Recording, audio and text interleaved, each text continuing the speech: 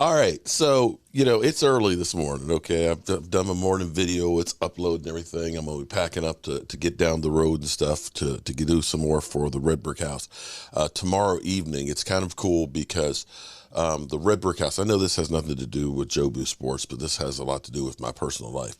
But in 2013, a group of people got together to try and save the Red Brick House. And for 3 years, they were trying to figure out how they could get this thing saved. They talked to an architectural firm, and that firm was going to charge $250,000 just to figure out how to save it. They tried to raise money to get it together, to put it together. The city had offered them, take the house and we'll give you $25,000 towards it and stuff. But they could never get it done. Happenstance got me seeing the house and doing a change.org petition and being able to meet with the city council, even though it was already scheduled to be demolished, and ending up with the Red Brick House. It's been a long, long process. It took 6 years to get the zoning changed so we could turn it from highway commercial to local business. But we were able to do it. And then, of course, we had to come up with the money to be able to fix it in the time ourselves, in which case it's been a lot of time and effort because the house had been in disrepair. You can look at old pictures of the house that are in the city's history books and see where it was. Some of the problems that I had dealing with when I got it were back there 50 years or more ago. Be that as it may, the Historic Society, and some of the people from the Red Brick House Committee are actually holding their meeting at the house tomorrow. So we're getting down there to make sure that we have the place, as spruced up as nice as we can now, because I kind of said, we're not finished with the place. It's like, no, we want them to see the progress of it and see it, as it's going along and stuff. And when the historian was there the last time, about 2 weeks ago, versus where it is now, it's totally night and day different and better and closer. So that's why I need to get down the road, even with the hole in my foot from the nail I stepped on. Be that as it may, I've got my morning video out early, and it's early this morning. The sun hasn't come up yet. And I'm sitting here because I can't wait to hear how this game for the Cowboys gets spent. And this is one of the, there's so many fake YouTube channels, okay, because they've got literally Get Up as the title, and it's not even Get Up. It's some, they call it Get Up, I Don't Care, Dak Prescott exceptional in Cowboys 30-10 win. We got Chris Canty, who started his career out with Dallas, went to New York, won a Super Bowl, was a United-based spokesman. I think I gave a hat that's autographed by Chris Canty to Rashid. He has that hat right now. He spinned the Cowboys win as it was nothing, after literally saying that the Giants win over the Cardinals was something big. He's literally gone through now and spun the expectation for the Cowboys versus the Giants when people were going through there and saying that the Giants were ascending and the Cowboys window was closing. Let's listen to this bullshit this morning before I get out of here. Great stations across the country as talking obviously about week 2 of the NFL, as well as blue cheese versus ranch, which again, Smalls is wrong on. It's blue cheese over ranch all day, every day. At EVCO Radio on Twitter for that. The Dallas Cowboys get a big win again yesterday. They beat the Jets. And yeah, Is that a big win? Yeah. Wait a minute now. I don't know if we can call that a big win. You just celebrated the Giants over the Cardinals. They beat the Jets with their backup quarterback. Oh, Still one of the best defenses in The Bills couldn't do that. One of the best, not the best. The best defense plays for the Dallas Cowboys. They're outrageously good. Outrageously good. Go ahead, Evan. I want to hear this. Big win by the Dallas Cowboys. Give it to me. I want to understand something. Give it to me. You're going to fight me off on saying it's a big win for the Cowboys, and you just celebrated winning against the Arizona Cardinals. Go ahead. No, you go ahead on this. Well, I'm anticipating the Dallas Cowboys are going to win a whole lot more games. Yeah. I don't know that that's going to be the case for my Giants. Okay, so you're going to do it under that pretense. And then here's the other thing. Yeah. What are the expectations for the Cowboys versus the expectations for the Giants? They are not the same. Stop yourself. Oh. You think they're the same expectations? You changed it that quickly?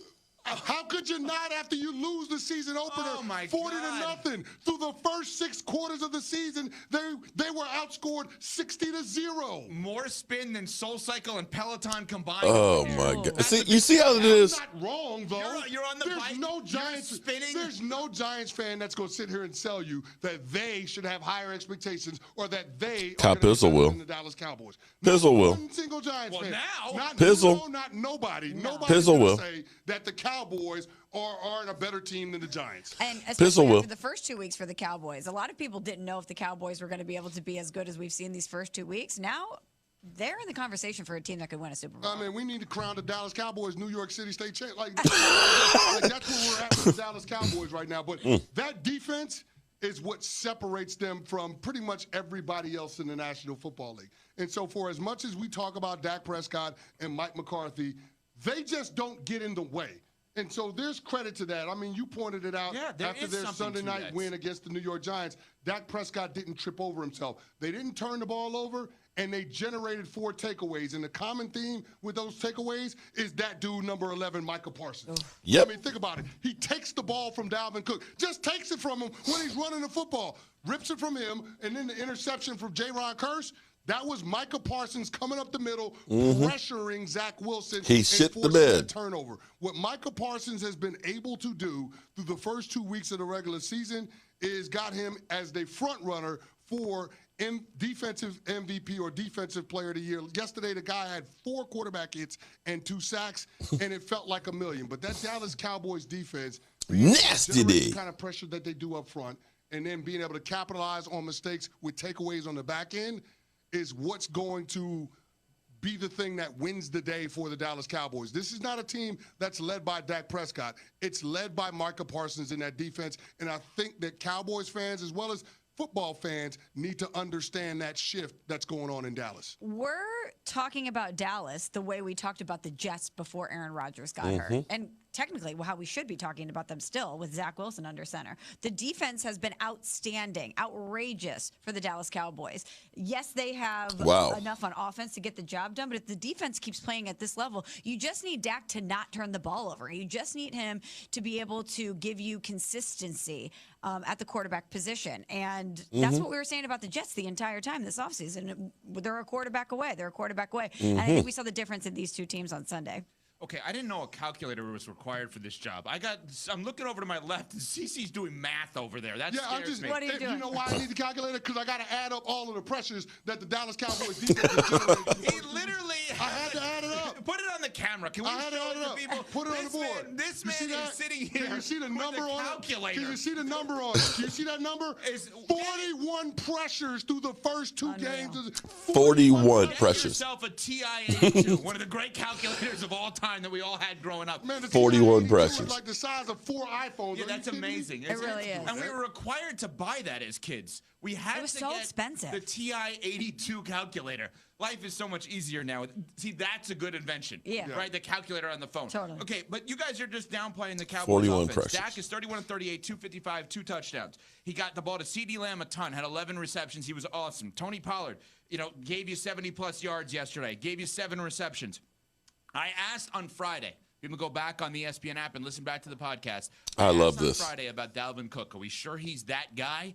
He's Because not. I said there had to have been a reason that Minnesota was so willing to get off of him. Dalvin Cook fumbling the ball yesterday. He has not been good. And now when you turn your attention to the Jets, and really when you look back at that 2021 draft, and we're going to get into the Justin Fields conversation, Zach Wilson at 2, Justin Fields at 11. I think we're going to be questioning both of those picks. Well, we know Zach Wilson at 2 was not the right pick. No doubt. That's pretty clear. Justin Fields, I want to hold off on, but my God, the Bears have lost 12 games in a row. They start the season getting destroyed by the Packers and then losing on the road at Baker Mayfield in Tampa yesterday. But the Dallas Cowboys doing what they did to the Jets, and now the Jets already have drama. Right? We can't eliminate what the players actually thought of Zach Wilson a year ago. They wore Mike White T-shirts. Yeah. They hated their quarterback in a way And that I boy. have never seen. We never saw people do this for Nathan Peterman. Yeah. We never saw any people do this for anyone, that they openly did not like their quarterback. Then you got Breece Hall, their star running back, on Twitter or X, whatever it is, last night, putting 4 football emojis on there because he only got 4 carries yesterday and was like, what's going on? In here? 7 You yards. got, Sauce Gardner on social media taking down his Twitter account. All of a sudden, Sorry, Jets fans, you're back to being the Jets.